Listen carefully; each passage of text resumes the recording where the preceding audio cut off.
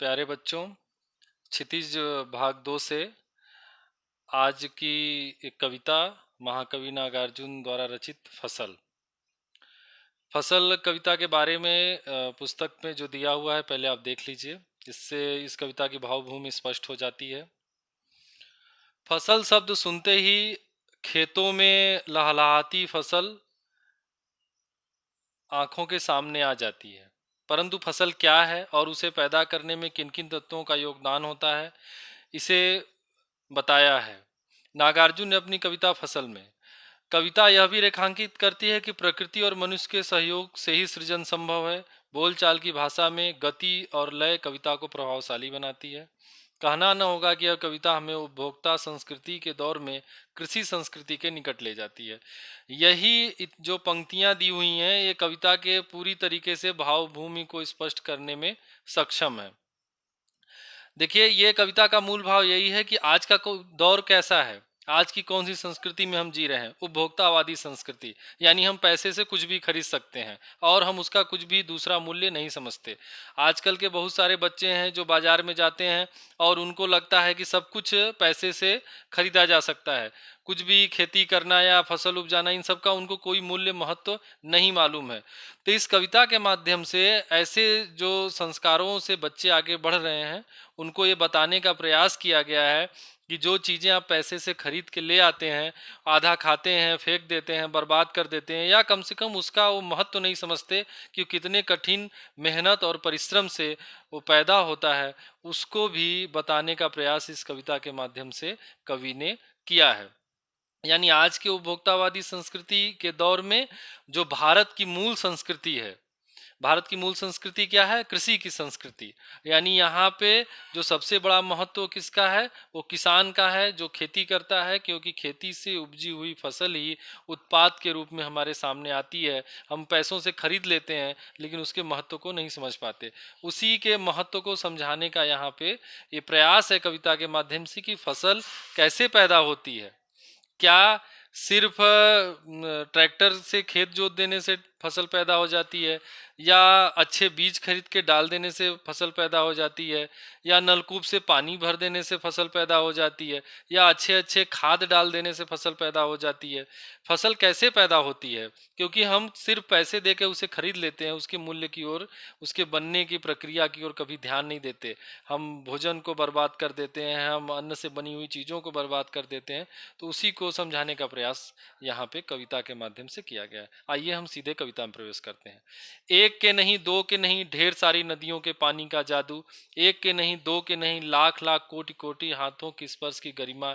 एक के नहीं, दो के नहीं, हजार हजार खेतों की मिट्टी का गुणधर्म। फसल क्या है? कह रहे फसल है एक दो के नहीं, ढेर सारी नदियों के पानी का जादू। ढेर सारी नदियों के पानी का जादू से यहाँ तात्पर्य क्या है? आपको पता है कि वर्षा कैसे होती है। तमाम नदियों का पानी जब गर्मी के मौसम में भाप बन के बादल बनता है, वही बरसात के रूप में हमारे खेतों में गिरता है। तो ये कह रहे हैं कि तमाम नदियों का पानी इस बरसात के पानी बनकर गिरता है, इसलिए खेतों में जो पानी है वो किसी एक नदी की नहीं है, वो तमाम नदियों का है। और कह रहे हैं कि एक के दो के नहीं, लाख लाख कोटि के। और ये जो खेतों में फसल हो रही है वो एक दो व्यक्ति की नहीं, करोड़ों हाथों के स्पर्श की गरिमा। करोड़ों हाथ, यानी हमारे देश में पूरब से लेकर पश्चिम और उत्तर से लेकर दक्षिण तक, ये चारों तरफ, यानी गुजरात से लेकर असम तक, कश्मीर से लेकर केरल तक जो किसान फैले हुए हैं, उनकी मेहनत और परिश्रम का परिणाम ये फसल है। और कह रहे हैं एक के नहीं, दो के नहीं, हजार हजार खेतों की मिट्टी का गुणधर्म। हजार हजार खेतों की मिट्टी का गुणधर्म से वही तात्पर्य है कि ये सिर्फ उत्तर प्रदेश का फसल, बिहार का, मध्य प्रदेश, पंजाब का नहीं, बल्कि कश्मीर से लेकर कन्याकुमारी तक के अलग अलग जगहों की अलग अलग मिट्टियों से उपजे हुए फसल हैं जिनसे हमको ये उत्पाद मिलते हैं। और अंत में कवि कहते हैं फसल क्या है? और तो कुछ नहीं है, वो नदियों के पानी का जादू है, वह हाथों के स्पर्श की महिमा है। महिमा यानी महत्ता। भूरी काली संदली, भूरी यानी भूरी मिट्टी, काली यानी काली मिट्टी, संदली यानी पीली मिट्टी का गुणधर्म है। रूपांतर है सूरज किरणों का, सिमटा हुआ संकोच है हवा की थिरकन का। अब कह रहे हैं फसल किसी एक चीज से पैदा नहीं होती कि सिर्फ किसान मेहनत करे और बारिश न हो, सिर्फ आप अच्छे खाद डाल दें, अच्छे बीज न हो। यानी सभी का, प्रकृति और मनुष्य के परिश्रम का जब संतुलन स्थापित होता है तब जाके एक अच्छी फसल पैदा होती है, सिर्फ किसी एक चीज से नहीं। तो कह रहे हैं और तो कुछ नहीं, वो नदियों के पानी यानी संतुलित जल का मिलना, हाथों के स्पर्श की, किसान का मेहनत और परिश्रम, भूरी काली संदली मिट्टी का गुणधर्म। जब तक मिट्टी के गुण को आप नहीं जानेंगे उसमें कौन सी फसल अच्छी होती है, तब तक आप उसमें अच्छी फसल पैदा नहीं। उनके जो गुण है, जो क्वालिटी है, उससे उस फसल की मजबूती होती है। रूपांतर है सूरज की किरणों का, रूपांतर यानी यहाँ पे थोड़ी सी वैज्ञानिक बात की जा रही है।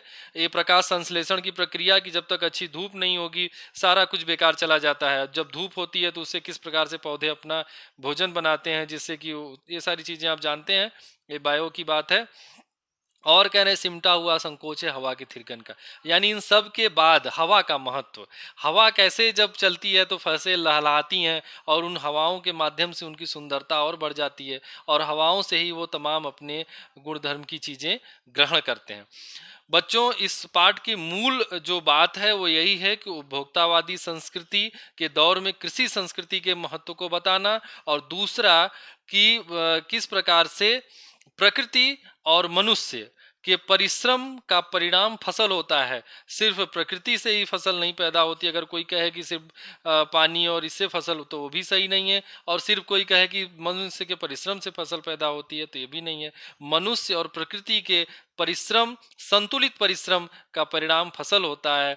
इसलिए इस फसल को हमें फसल के महत्व को हमें समझना है, उसे यूं ही बर्बाद नहीं करना है। इस कविता के माध्यम से कवि ने हमसे यही कहना चाहा है। कविता से जुड़े हुए कुल 4 प्रश्न हैं। इन चारों प्रश्नों के उत्तर आपको देने हैं, और इस कविता में जो भी आपको कंफ्यूजन रह जाता है, हम लोग ऑनलाइन क्लास में उसे क्लियर करेंगे। तब तक के लिए धन्यवाद।